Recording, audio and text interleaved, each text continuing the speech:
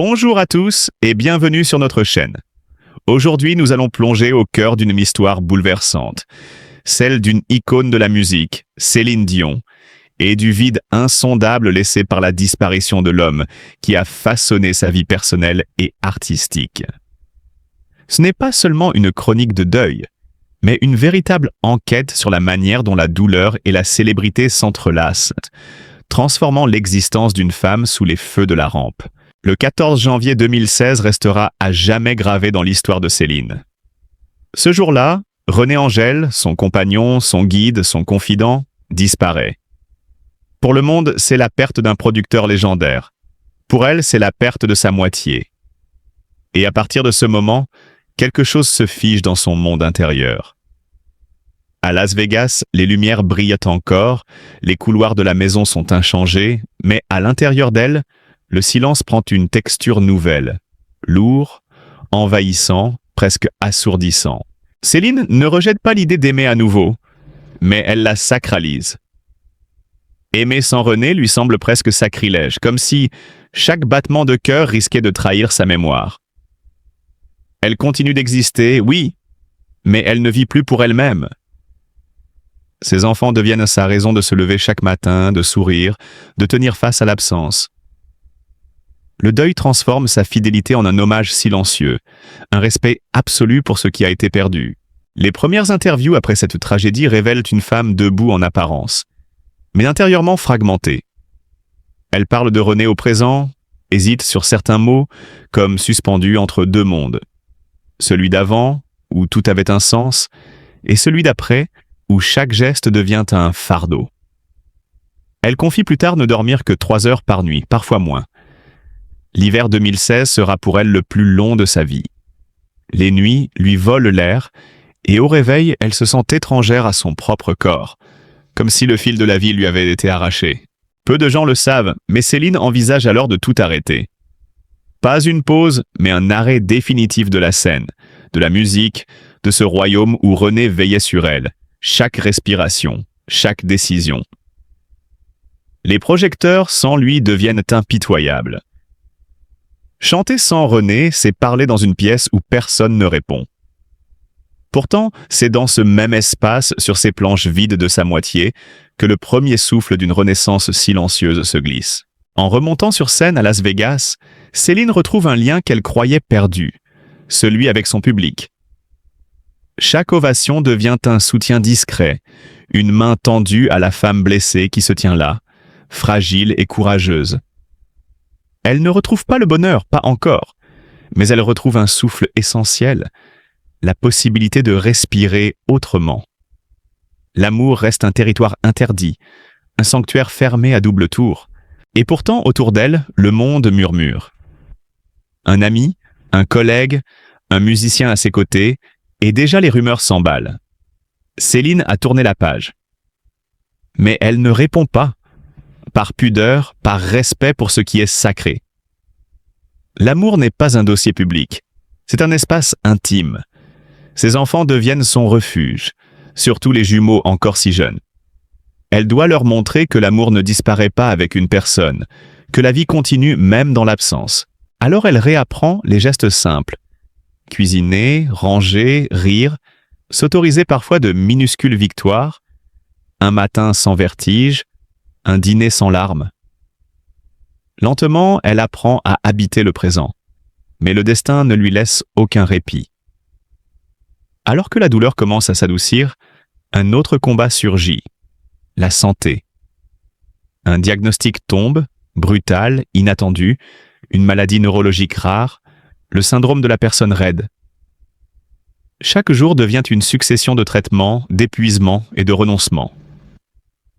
Son corps se contracte, sa voix vacille, et pourtant, au cœur de cette épreuve physique, une révélation intime s'opère. Céline découvre que sa force n'a jamais été entièrement épuisée. Une nuit, presque à son insu, une pensée traverse son esprit. Et si je pouvais aimer à nouveau? Elle n'ose pas formuler ces mots, mais la brèche est là, minuscule, irréversible. Ce soir-là, elle comprend quelque chose de bouleversant. Elle n'est plus seulement une veuve survivante. Elle reste une femme capable de tendresse, de gratitude, peut-être un jour d'amour. Elle pleure, mais des larmes nouvelles, pas seulement de tristesse, mais de soulagement, comme une première respiration après des années d'apnée. Le deuil de Céline est silencieux, presque sacré. Elle continue de monter sur scène, de sourire devant les caméras, mais au fond d'elle, tout est immobile, figé à l'instant où René a fermé les yeux. Les couloirs, les photos, la lumière traversant les rideaux de Las Vegas restent inchangés. Mais le manque est palpable dans chaque geste, chaque respiration, chaque pièce qui n'attend plus ses pas. Pendant des mois, Céline vit comme une survivante. Elle se lève pour ses enfants, impose une discipline pour ne pas s'effondrer devant eux, leur offrant stabilité et continuité. Pourtant, elle oublie parfois de se demander ce qu'elle ressent réellement. Les interviews de l'époque révèlent une femme digne, droite, mais dont la voix se brise à chaque souvenir de René. La nuit, elle ne dort presque pas. 3 heures par nuit, parfois moins. Son esprit est à bout, et dans ses demi-sommeils, une question récurrente la hante. À quoi bon chanter si René n'est plus là pour écouter? Et pourtant c'est sur scène, dans ce royaume qui lui semblait si cruel sans lui, que la reconstruction commence. Le public n'applaudit pas seulement la chanteuse, il soutient la femme. Chaque silence entre 2 chansons devient un espace où respirer, où ressentir à nouveau. À la maison, ce sont ses enfants qui la ramènent doucement à la vie. Les gestes ordinaires du quotidien deviennent des moments réparateurs. Elle recommence à rire, à se projeter, à faire des projets modestes mais essentiels. Un repas partagé, une promenade, un dimanche soir devant un film. Céline Dion nous enseigne que la fidélité ne signifie pas immobilité. Qu'il est possible de garder vivant ce qui fut, tout en avançant. Qu'il est possible de reconstruire, pas à pas, un monde où l'absence coexiste avec la vie. Et que même pour une star planétaire, le chemin vers la guérison et l'amour futur reste un voyage silencieux, fragile et profondément humain. Il y a des histoires qui ne se racontent pas en éclats, mais en subtilité, dans ces instants minuscules où la vie reprend lentement ses droits. Céline Dion, que le monde a connue héroïque, insaisissable dans sa douleur et dans sa scène, nous offre aujourd'hui un récit de fragilité et de renaissance que peu ont eu la chance d'approcher. Ce n'est pas un retour flamboyant sur le devant de la scène, ni une déclaration fracassante. C'est une lente ouverture, presque imperceptible, dans laquelle chaque geste, chaque mot, chaque sourire trahit l'émergence d'une vie qui refuse de se figer. Depuis plusieurs années, Céline se montrait forte, invincible pour ses enfants, pour son public et pour la mémoire de René. Mais la vie a ses façons singulières de rappeler à chacun sa vulnérabilité. Pour elle, ce rappel prend la forme d'un diagnostic cruel et inattendu. Le syndrome de la personne raide. Une maladie neurologique rare, parfois tolérable, souvent implacable, qui transforme le corps en prison, rigidifie la voix, limite les gestes et bouleverse la perception de soi. Pour une femme dont chaque souffle et chaque mouvement étaient des instruments de création et de performance, cette épreuve est une attaque directe contre l'identité même. Les journées deviennent des batailles silencieuses, des traitements, des séances de rééducation, des douleurs qui surgissent sans prévenir. Il y a des matins où se lever est un exploit, et des soirs où parler devient trop pénible. Céline apprend alors une forme de dépendance qu'elle n'avait jamais connue. La fragilité qu'elle ressent n'est pas seulement physique, elle est intime, émotionnelle. Elle se confronte à elle-même, à cette vérité que la force n'est pas toujours suffisante pour protéger ceux que l'on aime. Pourtant, c'est précisément dans cette traversée du corps souffrant qu'un autre mouvement commence. Lent, discret, presque invisible au regard extérieur. Céline réalise que la force qu'elle pensait devoir exhiber constamment n'était pas seulement une armure. Il reste en elle une capacité intacte, ressentir, s'attacher, s'ouvrir à l'autre. Et dans ce nouvel équilibre, de petites fissures apparaissent, signes ténus que la porte longtemps fermée de l'affection et du désir pourrait s'entr'ouvrir. Alors que le monde s'attend à ce qu'elle se replie, Céline commence à sourire davantage, à partager ses peurs, à accueillir les regards bienveillants. Elle ne parle pas encore d'amour, mais son langage change. Une phrase anodine surgit. Je me sens plus légère. Ce n'est pas une proclamation, c'est un murmure de vie qui revient. Timide, mais tenace. Les premiers gestes de confiance apparaissent avec des thérapeutes, des coachs vocaux, des accompagnateurs. Certains restent éphémères, d'autres deviennent des points de repère, des bouées dans l'océan de sa vie. Puis survient ce moment où tout bascule sans que l'on s'y attende. Un gala caritatif à Los Angeles. Céline hésite, consciente de sa fragilité, du bruit du monde extérieur. Encouragée par ses proches à se réapproprier l'espace public, elle accepte finalement de se montrer. C'est là qu'elle croise un homme différent. Un réalisateur franco-canadien discret, passionné par la musique et l'humain, qui ne cherche ni la lumière ni la renommée. Il n'y a ni coup de foudre, ni mise en scène. Il y a seulement une conversation, d'abord banale, puis révélatrice, sur la vulnérabilité des artistes face aux pressions du monde moderne. Céline s'approche, intriguée. Il parle à la femme, pas à l'icône. Et elle, pour la première fois depuis longtemps, entend ces mots sans filtre ni attente. Les échanges se multiplient. Quelques messages, des conversations mesurées, ponctuées de silences respectueux. Pour Céline, habituée à l'intrusion, aux regards insistants, à l'exigence constante de perfection, cette simplicité est une oasis. Il n'y a pas d'urgence, pas de promesse, juste une présence discrète qui laisse l'espace à son cœur de bouger.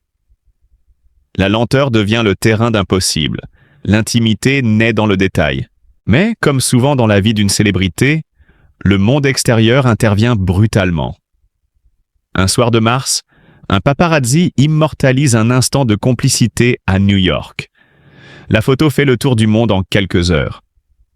Les titres s'abattent comme une tempête. Céline Dion en couple. Nouveau départ 9 ans après René. Les réseaux s'enflamment. Certains applaudissent cette liberté retrouvée. D'autres crient au scandale, jugeant prématuré ce frémissement. Céline, qui n'a encore rien défini, est soudain confrontée au jugement universel. Son intimité est projetée dans une narration qui n'est pas la sienne. Et pourtant, au cœur de cette tempête médiatique, elle découvre une vérité plus profonde. Le droit d'explorer un sentiment naissant sans se voir condamné. L'homme, de son côté, ne se retire pas. Il envoie un simple message empreint de respect et de compréhension. Dans ce geste discret, Céline perçoit la sincérité, cette liberté de se sentir vivante, humaine, capable encore d'affection, de tendresse, peut-être même d'amour. Ce récit n'est pas celui d'une passion flamboyante, mais d'une lente renaissance. Il montre que les grandes histoires commencent parfois dans l'infime. Un regard, une conversation, un geste discret. Elles ne naissent dans la patience, la douceur et la confiance qui se tissent sans bruit.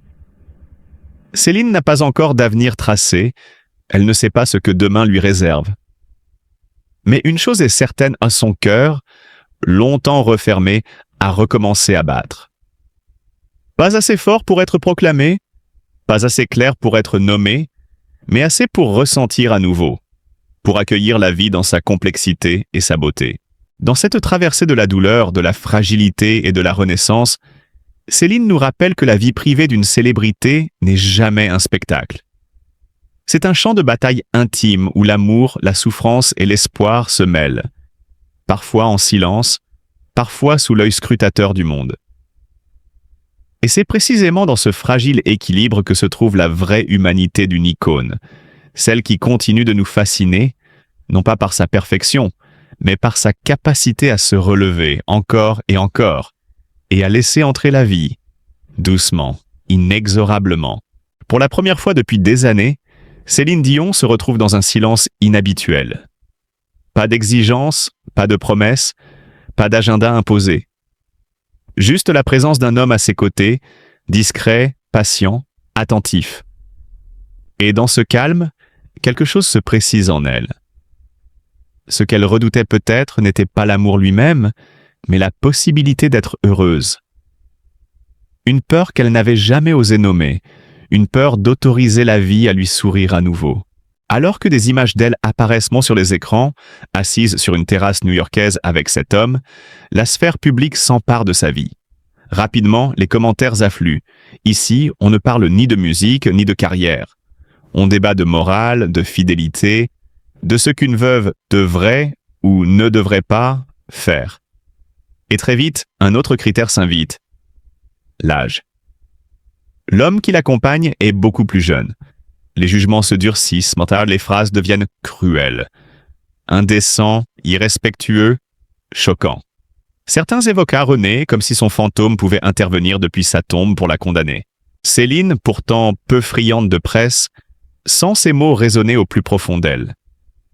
La loyauté envers René, la crainte de blesser ses enfants, la peur d'être perçue comme celle qui efface un passé sacré. Tout converge dans un procès public dont elle ne connaît pas les règles. Mais derrière l'agitation médiatique, la relation continue de croître, discrètement, presque clandestinement. L'homme apprend à composer avec son univers.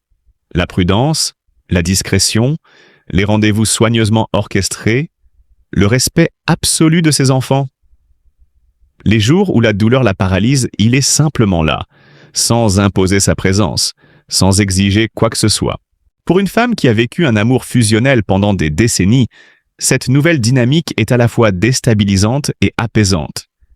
Ce n'est pas un feu qui consume, c'est une chaleur qui soutient. Un soir, frappée par une crise musculaire intense, elle se retrouve immobilisée au sol. Lui, il est là. Non pas en héros de cinéma, mais en présence stable et silencieuse. Il ferme les rideaux, lui apporte de l'eau, attend que la douleur passe. Au matin, épuisée, elle murmure « Pourquoi tu restes ? Ma vie est compliquée. » Très compliquée. Sa réponse, simple et sincère, résonne comme une promesse sans éclat. « Je reste parce que je t'apprécie, pas parce que c'est facile. » Céline réalise alors qu'après 9 années, elle se sent enfin choisie, non seulement entourée. Mais un dilemme persiste. Aimer cet homme, est-ce trahir René ? Est-ce effacer une histoire qui a façonné sa vie entière ? Et ses enfants, leurs regards, leurs jugements, pèsent davantage que tout. Elle hésite, observe, se tait. Jusqu'à ce soir-là, dans sa maison de Las Vegas. Assise avec ses 3 fils, elle les voit replonger dans de vieilles vidéos de famille. René, vivant et joyeux sur l'écran, sourit. Puis, dans un moment d'une clarté bouleversante, René Charles, l'un de ses fils, pose la télécommande.